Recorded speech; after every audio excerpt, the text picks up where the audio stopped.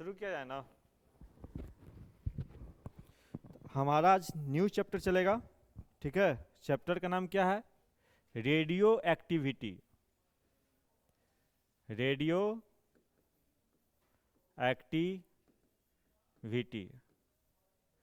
Radio सक्रियता। Radio सक्रियता,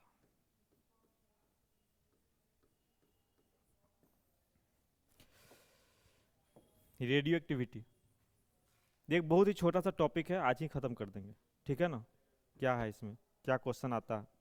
तो सबसे पहला क्वेश्चन तो ये है ना कि रेडियो एक्टिविटी होता क्या है। पहला क्वेश्चन तो यही होगा ना कि रेडियो एक्टिविटी है क्या। रेडियो सक्रियता क्या है? तो देखो, प्राकृतिक में कुछ ऐसे भी तत्व पाए जाते हैं जो खुद विखंडित हो जाते हैं। विखंडित का मतलब समझते हो? खुद उसका द्रव्यमान कमते जाता है। हम लोग कुछ करते नहीं है, वो खुद उसका द्रव्यमान कम रहा है और कुछ किरणों का उत्सर्जन करता है। ठीक है ना? उस तरह के तत्व को बोलते हैं रेडियो एक्टिव एलिमेंट। और इस घटना को, जो घटना हो रही है, घटना को बोलते हैं रेडियो सक्रियता। समझ में आया हम क्या बोले? कि प्राकृतिक में कुछ ऐसे तत्व पाए जाते हैं जो खुद डिके होते हैं, खुद डिकम्पोज होते हैं, टूटते हैं और उनसे कुछ किरणें निकलती है, अदृश्य किरणें निकलती है। हमारे पास बहुत तरह की किरणें हैं जो हम देखते हैं, केवल वही किरण नहीं है, केवल वही लाइट नहीं है। हम लोग केवल क्या देखते हैं? विजुअल रीजन का रे देखते हैं, विजुअल किरण देखते हैं। लाइट तो बहुत सारा है। ठीक है ना? ये भी अल्फा रे भी एक लाइट है, बीटा रे भी लाइट है, गामा रे भी लाइट है। लेकिन उसे हम नहीं देख सकते। क्यों? क्योंकि हमारा आंख उस लेवल का नहीं है देखने के लिए। ठीक है ना? समझ में आ रहा है बात को? तो देखो, इसका डिफिनेशन क्या होगा? जो तत्व खुद डीके होते हैं, खुद डीके या डिकम्पोज डिकम्पोज होते हैं और अदृश्य किरण निकलती है। अदृश्य किरण, अदृश्य किरण निकलती है। अदृश्य किरण कौन कौन सी किरण है? अल्फा, बीटा, गामा, ये किरण निकलती है। उस तरह के तत्व को क्या बोलेंगे? इस तरह के तत्व को, इस तरह के तत्व को रेडियो एक्टिव एलिमेंट बोलेंगे। रेडियो एक्टिव एलिमेंट, समझ रहे हो ना? और घटना को क्या बोलेंगे? इस घटना को, इस घटना को रेडियो एक्टिविटी बोलेंगे। रेडियो सक्रियता, कोई दिक्कत नहीं है। ठीक है ना? समझ में आ गया ना कि रेडियो सक्रियता क्या है? हाँ, तो देखो, एक हो गया क्या? रेडियो सक्रिय तत्व। हिंदी में, इंग्लिश में क्या बोलेंगे? Radio active element. एक तो नया वर्ड मेरे को ये जानने को मिला, रेडियो एक्टिव एलिमेंट क्या होता है भाई। ठीक है ना? एक मिलेगा रेडियो सक्रिय किरण, रेडियो सक्रिय किरण। एक क्या मिला? रेडियो सक्रिय किरण। तो कुछ एग्जाम्पल, ऐसा नहीं कि सारा जितना भी तत्व है ना, सब में से अल्फा बीटा गामा निकलते जाता है, ऐसा नहीं होता है। वो कुछ है जो पीरियोडिक टेबल में तुम देखोगे ना, तो पीरियोडिक टेबल में ना कुछ इस तरह से स्टार बना रहेगा, इस तरह से स्टार बना रहेगा उस तत्व के आगे। ठीक है ना? उस तत्व के आगे स्टार बना रहेगा, समझ जाने को रेडियो एक्टिव तत्व है। जैसे कुछ एग्जाम्पल देख लो, यूरेनियम,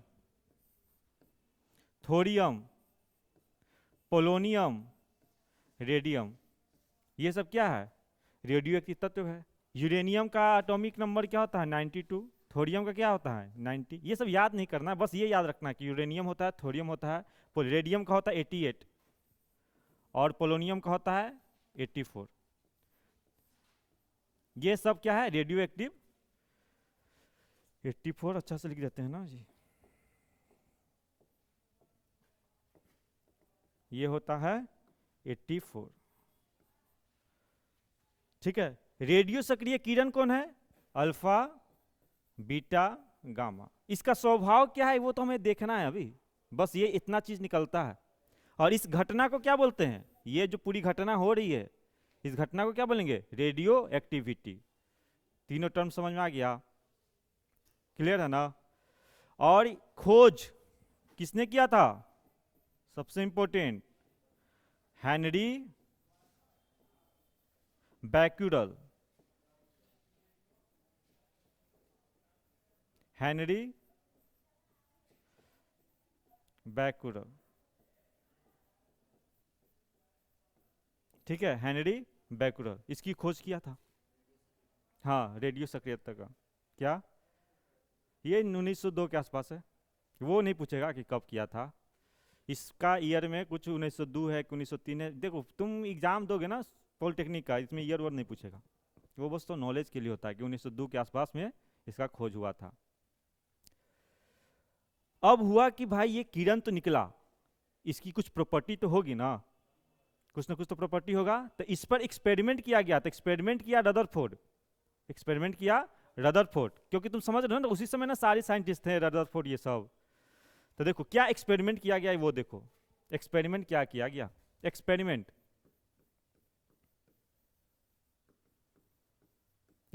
क्या किया गया? रेडियो एक्टिव एलिमेंट को रखा गया, ठीक है ना। क्या है? रेडियो एक्टिव तत्व है, और यहाँ पे प्लस और यहाँ पे माइनस, पॉजिटिव फील्ड में इलेक्ट्रिक फील्ड में इसको रख दिया गया। हमें पता है ना कि यहाँ से किरण निकलती है, 3 तरह की किरण निकलेगी, ठीक है ना। तो क्या हुआ कि एक तरह की जो किरण हुआ वो इस तरह निकला, सही है। एक तरह का किरण जो था इस तरह गया, सही है। और एक तरह का जो किरण था वो सीधे चला गया, सीधा चला गया। तो इतना तो ऑब्वियस सी बात है ना भाई कि अगर पॉजिटिव की तरफ गया है तो इस पे निगेटिव चार्ज होगा। अरे नहीं होगा, अरे नहीं होगा, अरे निगेटिव चार्ज होगा तो ना पॉजिटिव की तरफ अट्रैक्ट हो गया होगा। पॉजिटिव पॉजिटिव में तो रिपल्सन होता है, विकर्षण होता है। अगर ये किरण निगेटिव की तरफ गया है तो इस पे कौन सा चार्ज होगा? पॉजिटिव चार्ज होगा। इस पे होगा पॉजिटिव चार्ज, पॉजिटिव चार्ज होगा, ठीक है। ये सीधा चला गया, यानी इस पे कोई चार्ज नहीं होगा, उदासीन होगा ना। ये क्या होगा? उदासीन होगा। ये प्रॉपर्टी पता चला कि देखो भाई अल्फा रे, बीटा रे, गामा रे जो तुम पढ़ रहे हो ना, एक पर है, कोई पर है निगेटिव चार्ज, एक पर किसी पर है पॉजिटिव चार्ज, एक पर है नो चार्ज। तो जिस पे था पॉजिटिव चार्ज इसको बोला गया अल्फा रे, अल्फा रे। और जिस पे था निगेटिव चार्ज इसको बोला गया बीटा, और जिस पे था नो चार्ज इसको बोला गया गामा। समझ में आ गया? ये एक्सपेरिमेंट कौन किया? रदरफोर्ड। क्या किया? रदरफोर्ड एक्सपेरिमेंट किया। एक्सपेरिमेंट का नाम क्या है? वही रेडियो एक्टिविटी का एक्सपेरिमेंट किया, और ऐसा कुछ नाम है नहीं। रेडियो एक्टिव एलिमेंट लिया, देखा कि इलेक्ट्रिक फील्ड में देखते हैं क्या होता है। क्या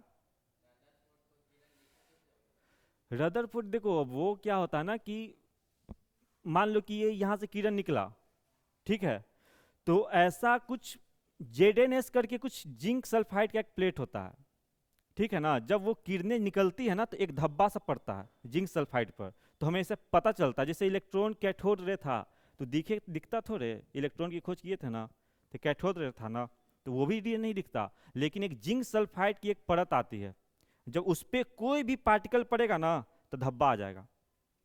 समझ में आ गया ना? तो मान लो कि इधर धब्बा पड़ गया, यानी कुछ न कुछ किरण टकरा रही है। समझ में आ गया? ऐसा चीज होता है। ये 3 चीज निकल के आ गया ना। अब हम लोग को पढ़ना पड़ेगा कि इन तीनों में डिफरेंस क्या है। अल्फा रे, बीटा रे और गामा रे में क्या डिफरेंस है। ये तो समझ में आ गया ना कि अल्फा रे क्या है, पॉजिटिव चार्ज, बीटा रे क्या है, नेगेटिव चार्ज, गामा रे क्या है, उदासीन। और यहाँ डिफरेंस से डायरेक्ट क्वेश्चन आएगा, समझ में आ गया, डिफरेंस से डायरेक्ट क्वेश्चन आएगा। देखो तो हमको डिफरेंस करना पड़ेगा ना, अल्फा अरे beta gamma, alpha beta gamma, ये बहुत इंपॉर्टेंट टेबल बनेगा, अल्फा बीटा गामा।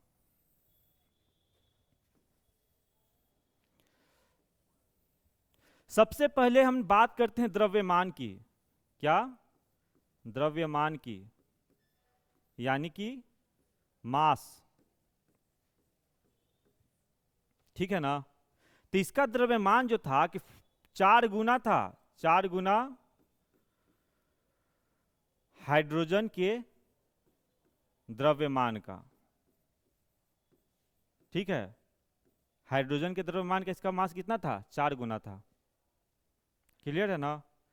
इसका जो द्रव्यमान था इलेक्ट्रॉन के द्रव्यमान के बराबर, इलेक्ट्रॉन के द्रव्यमान के बराबर, समझ में आ रहा है। और इसका द्रव्यमान 0, अब बताओ इसका द्रव्यमान 0, ठीक है। अगर इसका द्रव्यमान 0 है तब ये क्या तुमको लगता है कि कण से मिलके बना होगा? अगर कण से मिलके बनेगा तो कण के पास तो कुछ न कुछ तो द्रव्यमान होता है ना जी, है। इसका द्रव्यमान 0 है, यानी ये पता चल गया कि ये क्या है, ये एक तरंग है, क्या है, एक तरंग है, तरंग का द्रव्यमान नहीं होता है, ठीक है ना। तो ये किस तरह का तरंग है, इलेक्ट्रोमैग्नेटिक वेव है, इलेक्ट्रोमैग्नेटिक वेव है। तो ये किस तरह की तरंग है, जितने भी इलेक्ट्रोमैग्नेटिक वेव होते हैं ना उनकी स्पीड होती है लाइट के स्पीड के बराबर होती है, समझ में आया। जितनी भी इलेक्ट्रोमैग्नेटिक वेव होती है उसकी स्पीड होती है लाइट के स्पीड के बराबर। तो एक पॉइंट तो ये हो गया कि द्रव्यमान भाई इसका हो गया 4 गुना इसका इलेक्ट्रॉन के बराबर, इसको 0। निर्माण कैसे निर्माण हुआ, छोटे छोटे कण से, छोटे छोटे कण से। और सभी कण कैसे चार्ज थे, पॉजिटिव चार्ज थे, सभी कण कैसे चार्ज थे, पॉजिटिव चार्ज थे। इसका निर्माण हुआ अत्यंत छोटे छोटे कण से, अत्यंत अत्यंत छोटे, याद नहीं करना, देखो कैसे नहीं याद करना है, अत्यंत छोटे छोटे कण। अब क्यों अत्यंत भाई छोटे छोटे, अब ये तुम बताओ इसका द्रव्यमान ज्यादा है कि इसका द्रव्यमान ज्यादा है, अल्फा का ज्यादा है ना। तो अगर इसका द्रव्यमान इससे ज्यादा होगा तो इसमें इसका कण जो होगा इसका थोड़ा बड़ा बड़ा होगा, और इसका द्रव्यमान कम है तो इसका एकदम छोटा छोटा होगा। वैसे भी देखो इलेक्ट्रॉन के द्रव्यमान के बराबर एकदम अत्यंत छोटा, और इसमें तो भाई द्रव्यमान ही 0 है, यानी कि हम इसमें कण से, ये कण से मिलकर नहीं बना है, यह कण से मिलकर, कण से मिलकर नहीं बना है, नहीं बना है। यह एक इलेक्ट्रोमैग्नेटिक वेव है, इलेक्ट्रोमैग्नेटिक वेव, विद्युत चुंबकीय तरंग। समझ में आ गया बात को, विद्युत चुंबकीय तरंग, सही है ना। अब है कि इसको हम दिखाएं कैसे, इसको रिप्रेजेंट कैसे करते हैं हम लोग, इसको रिप्रेजेंट कैसे करते हैं। तो रिप्रेजेंटेशन, तुम लोग एकदम उदास लग रहा है जी। रिप्रेजेंटेशन बोला कि अल्फा किरण वो है ना कि मान लो कि आपके पास हीलियम है, ठीक है। तो हीलियम के पास क्या होता है, 2 गो होता है प्रोटॉन और 2 गो होता है न्यूट्रॉन, यहां 2 4 होता है ना। हीलियम में से अगर 2 इलेक्ट्रॉन निकल गया, 2 इलेक्ट्रॉन निकल गया, ठीक है ना, तो वो समझिए कि अल्फा रे की तरह वो दिखता है, अल्फा रे की तरह होता है। मतलब कि इसको हम बता सकते हैं He2+। देखो क्या बात है ना, हम बोलना चाह रहे हैं कि होतना है डिकम्पोजिशन, डिकम्पोजिशन मतलब कि वहां से कुछ रे निकलना है, रे निकलना, तो हम बोलेंगे ना कि अल्फा रे निकला, तो तुम समझना कि हीलियम निकल गया, एक हीलियम का एटम निकला। तो एक हीलियम का एटम में 2 प्रोटॉन होता है, होता है ना, एटॉमिक नंबर 2 होता है ना जी, और मास नंबर 4 होता है ना। तो एक अल्फा रे निकलेगा, तब समझ जाना कि 2 एटॉमिक नंबर घटेगा और 4 मास नंबर घटने वाला है। समझ में आ रहा है? अरे कि मेरे पास मान लो कि 10 पेन है, एगो निकल गया तो 9 ना बचेगा जी, कि 11 हो जाएगा? 9 बचेगा ना। उसी तरह से बताओ, कोई भी किसी भी तत्व का एटॉमिक नंबर होगा, उसका एटॉमिक मास भी होगा। बोलेंगे कि जी अल्फा रे निकला, तो अल्फा रे निकले का मतलब क्या निकला? हीलियम निकला है। तो हीलियम में 2 एटॉमिक नंबर होता है और 4 मास नंबर होता है, तो 2 एटॉमिक नंबर घटा देंगे और 4 मास नंबर घटा देंगे। समझ में आ गया ना? बीटा जो होता है वो इलेक्ट्रॉन के बराबर होता है, मतलब कि इसको लिखते हैं बी माइनस। तब इलेक्ट्रॉन ई माइनस चार्ज, मतलब कि अगर बीटा रे निकलेगा तो तुमको एटॉमिक नंबर में 1 जोड़ देना है, क्योंकि इलेक्ट्रॉन तुम्हारे पास समझो ना कि उसमें से 1 इलेक्ट्रॉन बढ़ गया, क्योंकि इलेक्ट्रॉन के बराबर होता है ना, तो 1 इलेक्ट्रॉन वहां पे बढ़ गया। और गामा का मतलब होता है कि नो चार्ज, ना एटॉमिक नंबर बढ़ेगा ना मास नंबर बढ़ेगा, कुछ नहीं बढ़ेगा। तो अल्फा को इस तरह से डिनोट करेंगे He++ या 2He+, ठीक है ना। बीटा को E- वो समझो कि इलेक्ट्रॉन के बराबर ही है, और गामा को 0 0। समझा बात को? अगला पॉइंट, अगर हम बात करते हैं स्पीड की, बात करते हैं स्पीड की, ठीक है ना, तो इसका जो स्पीड होता है 1/10 गुना speed of light. Speed of light, light के स्पीड का कितना इसका स्पीड है? 1/10 भाग है। लाइट का स्पीड कितना होता है? 3 × 10⁸ मीटर पर सेकेंड। तो कितना हो जाएगा? 3 × 10⁷ मीटर पर सेकेंड हो जाएगा ना। और इसका स्पीड जो होता है 9/10 times, 9/10 times speed of light, speed of light, ठीक है, क्लियर है ना। इसको क्या बोले कि इलेक्ट्रोमैग्नेटिक वेव होता है, उसका स्पीड होता है लाइट के स्पीड के बराबर। और दुनिया में अभी ब्रह्मांड में ऐसा कोई चीज नहीं है कि लाइट के स्पीड से ज्यादा स्पीड में चले, ठीक है ना। क्योंकि देखो, अगर लाइट के स्पीड से ज्यादा स्पीड में कोई चीज चलने लगा ना, तो 2 ही चीज होता है, एक होता है काउज, एक होता है इफेक्ट। जैसे मान लो कि तुमको पहले कुछ कारण होता है, कुछ कारण मिलता है, तब उसका इफेक्ट पता चलता है। तो अगर लाइट से स्पीड से ज्यादा हो जाएगा ना, तो पहले हमको इफेक्ट पता चलेगा, तब कारण पता चलेगा। जैसे मान लो कि किसी को गोली मारना है, तो उसको हम गोली मारेंगे तब उसको पता चलेगा। अगर किसी का लाइट से ज्यादा स्पीड हो गया ना, तो पहले हमको पता चल जाएगा कि अरे हमको गोली मारने वाला है। समझ में आ रहा है ना? तो माने कि जो भविष्य देखने वाली जो बात होती है ना, कि भविष्य देखेंगे, तो वैसा यंत्र हमें पहले बनाना पड़ेगा कि लाइट से स्पीड से भी ज्यादा कुछ हो, ठीक है ना। तो 9/10 टाइम्स स्पीड ऑफ लाइट हो गया ना। और इसका क्या? Equal to speed of light, equal to speed of light, ठीक है ना, कोई दिक्कत नहीं है ना। हाँ, ये सब बात को याद करना यहाँ एकदम समझ, इसी से तो क्वेश्चन आ जाएगा, बोलेगा कि अल्फा बीटा गामा में से किसकी स्पीड सबसे ज्यादा होती है, तीव्र होती है? तो अल्फा की होती है, एकदम इसी में से देख क्वेश्चन आना ही है, पक्का है बॉक्स में से। बोलेगा कि अल्फा बीटा गामा में सबसे भारी कौन होता है? अल्फा। बोलेगा कि अल्फा बीटा गामा में सबसे हल्का कौन होता है? गामा होता है, ठीक है ना। अभी कुछ पॉइंट और आएगा, देखो, ये सबसे इंपॉर्टेंट है टेबल।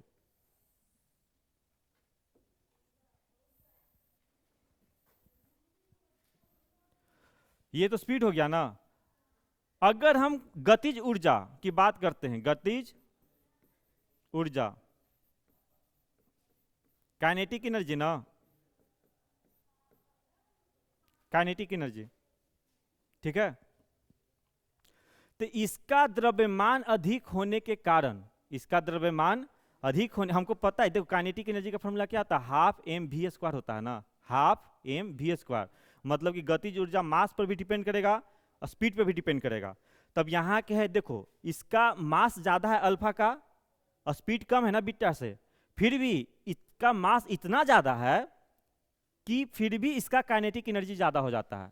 समझ में आ रहा है? तुमको लग रहा होगा सर इसका तो स्पीड ज्यादा है, तो काइनेटिक एनर्जी इसका ज़्यादा होना चाहिए, लेकिन इसका मास कम, बहुत कम है।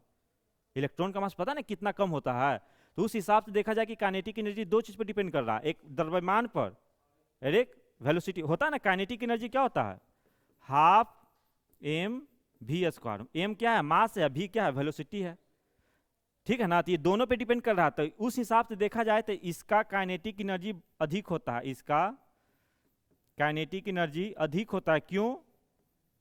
क्योंकि इसका द्रव्यमान अधिक होता है, इसका द्रव्यमान अधिक होता है, हर चीज का रीजन है, इसका द्रव्यमान अधिक होता है, ठीक है ना। इसका काइनेटिक एनर्जी कम, काइनेटिक एनर्जी कम, और इसका क्या होगा, इसका काइनेटिक एनर्जी क्या होगा, गामा का है, होगा नहीं, मास तो जीरो ना है जी, अरे द्रव्यमान जीरो ना है जी, एक में एम जीरो रख देंगे तो क्या होगा, जीरो ना हो जाएगा, यानी इसका क्या हो जाएगा, जीरो। समझ में आ गया है? क्या याद करना पड़ेगा, तुमको बस समझना है चीजों को, एकदम सब सिस्टमेटिक ढंग से बता रहे हैं। आगे बढ़ो। एक तुम्हारा आएगा आयनन क्षमता, सबसे इंपॉर्टेंट आयनन क्षमता, आयनन क्षमता। देखो आयनन क्षमता ये क्या होता है, आयनन क्षमता, आयनन क्षमता को बोलते हैं आयोनाइजिंग पावर, आयोनाइजिंग पावर,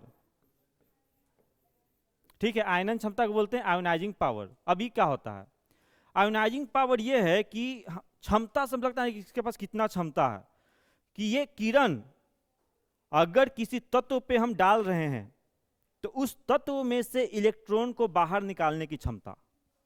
जैसे तुम सोचा होगा हम गोल्ड फॉइल पर क्या किए थे, अल्फा किरण प्रहार किए थे ना, अरे प्रहार किए थे ना, अल्फा ही किरण क्यों प्रहार किए थे, क्योंकि इसकी आयनन क्षमता बहुत अधिक है। इसका प्रभाव करने से क्या होता है ना, हर तत्व में इलेक्ट्रॉन होगा, तो इलेक्ट्रॉन क्या निकल करेगा, वहां से निकाल देगा, इलेक्ट्रॉन निकालने की क्षमता, ठीक है ना। आयोनाइजिंग पावर, इसके पास इतनी एनर्जी है। देखो अगर तत्व में से इलेक्ट्रॉन निकालना है तो तुम्हें उस तत्व में एनर्जी देना पड़ेगा, ऐसी नहीं निकलेगा।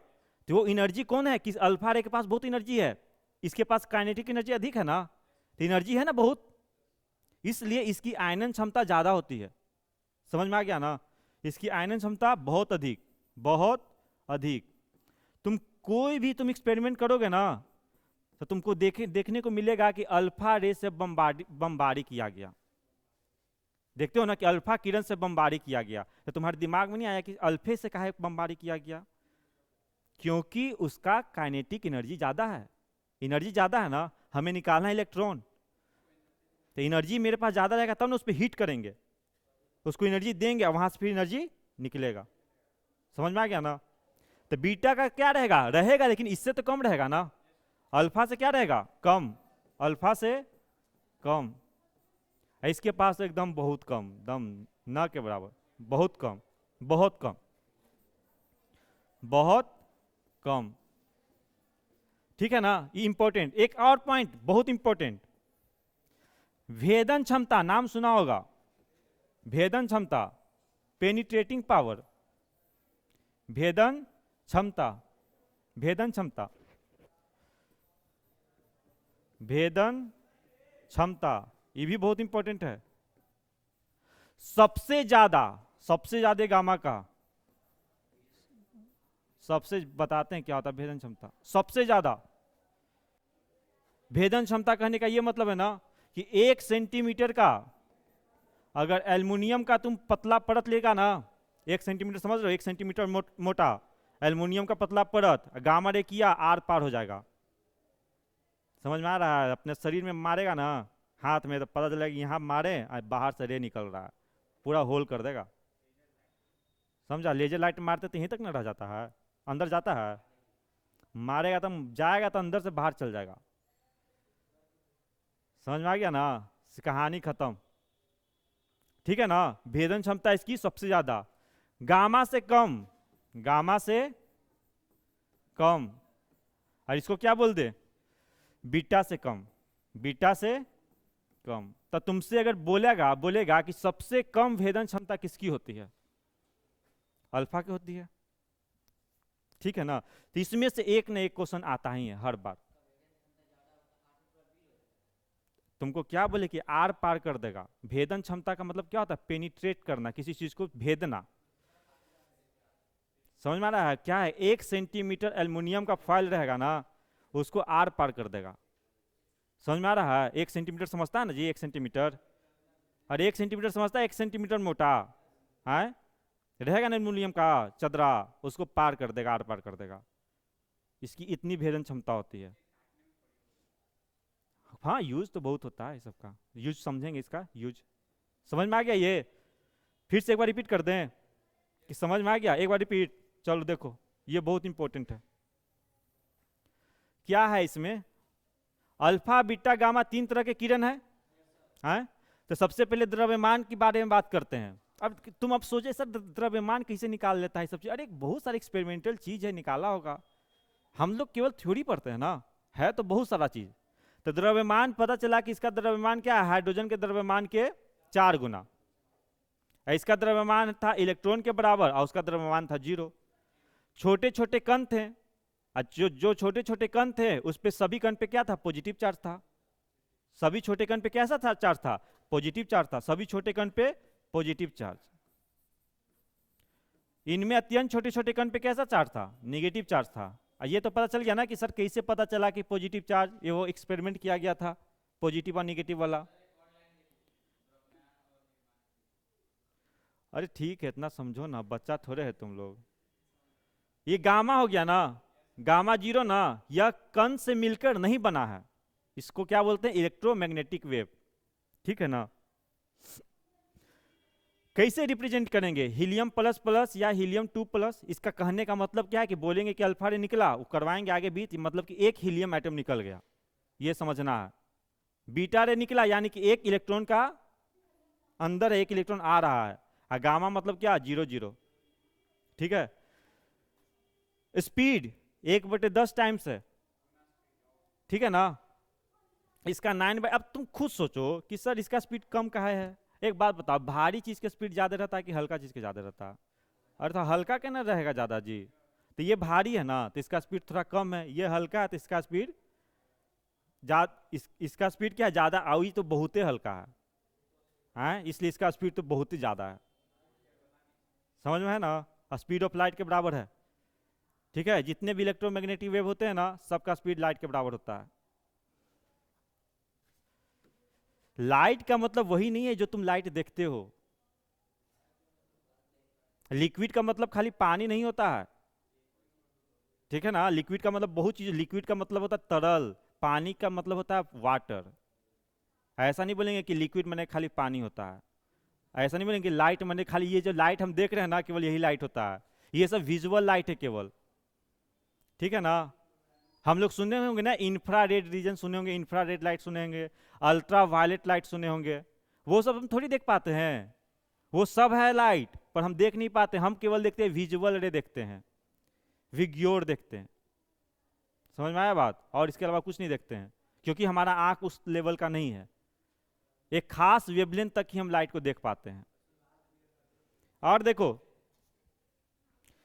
स्पीड हो गया ना, अब तुम सीधे सीधा समझो, यहां से सब पता है तुमको। अगर एक पॉइंट केवल याद है कि ये होता है भारी, तो भारी चीज का स्पीड होता है कम।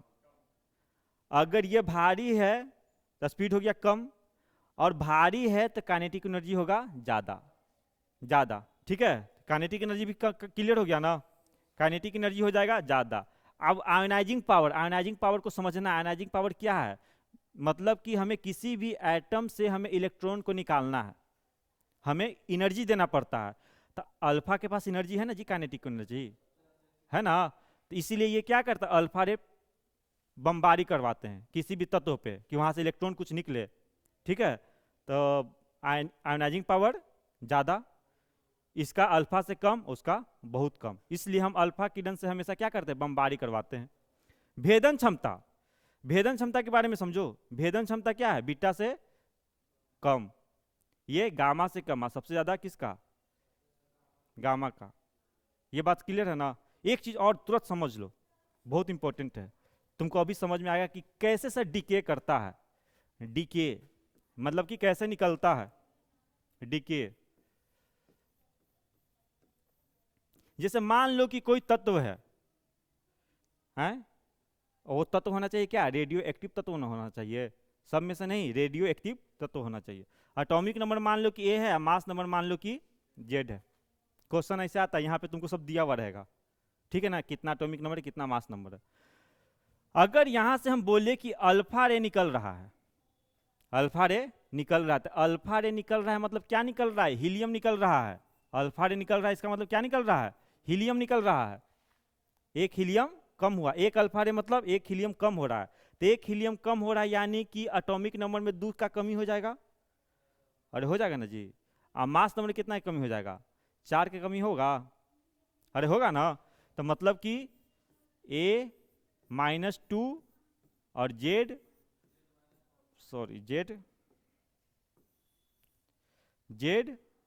-4, समझ में आ गया। अगर हम बोलेंगे एक्स है, ए है, जेड है, ठीक है ना, यहां से बीटा निकल रहा है, मतलब कि तुमको यह समझना है कि एक इलेक्ट्रॉन का एडिशन होने वाला है, एक इलेक्ट्रॉन का एडिशन होने वाला है। तो इलेक्ट्रॉन का एडिशन नीचे ना होगा कि ऊपरे होगा, नीचे ना होगा। तो क्या हो जाएगा, ए प्लस ई, एक इलेक्ट्रॉन का एडिशन, और जेड, या A+1 लिख लो, ठीक है, A+1 लिख लो, ठीक है। जैसे मान लो कि तुम्हारे पास यूरेनियम है 92 238, इसमें से बोले कि अल्फा, देखो जी अल्फा निकल गया, ठीक है ना, अल्फा निकला। तो अल्फा निकलेगा तो यहाँ पे बनेगा 90 और यहाँ पे बनेगा 234, बनेगा ना जी। और 90 किसका होता है, थोरियम का होता है, यानी कि अपने से ही जानते हो यूरेनियम से थोरियम बदल गया खुद से, ठीक है ना, है।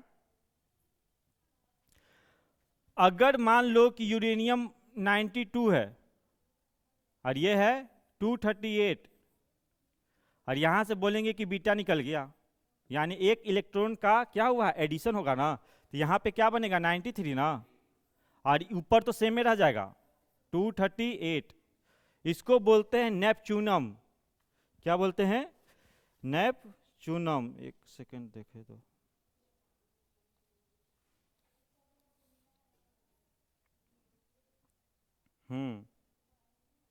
नेपच्यूनम, समझ में आ गया ना।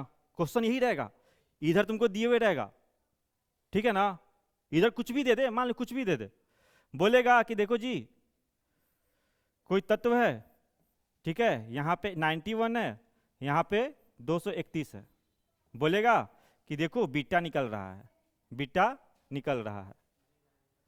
तो बीटा निकल रहा है तो क्या बनेगा, यहाँ पे जो भी आने वाला है 92 वाला रहेगा, और यहाँ पे क्या रहेगा 231 ही रह जाएगा, और यहाँ पे कुछ एडजस्ट बन जाएगा।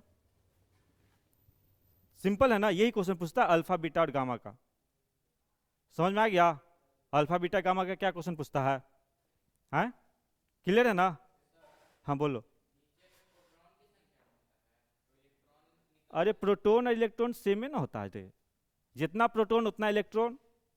जैसे एटॉमिक नंबर में, परमाणु संख्या में, एटॉमिक नंबर में क्या बोलते हैं, या तो इलेक्ट्रॉन की संख्या या तो प्रोटॉन की संख्या, समझ में आया। अगर उदासीन है तो, अगर उदासीन नहीं है तो प्रोटॉन की संख्या।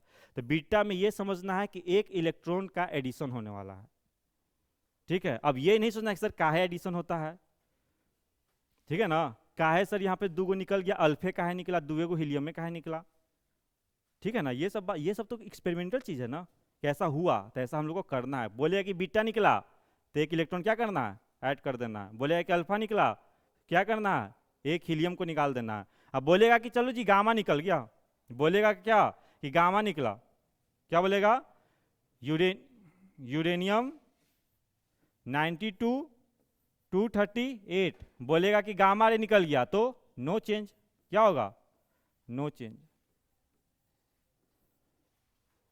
ठीक है ना। समझ में आ गया। तो लिखना पड़ेगा ना तुमको, बहुत चीज हो गया, इसको लिखो पहले।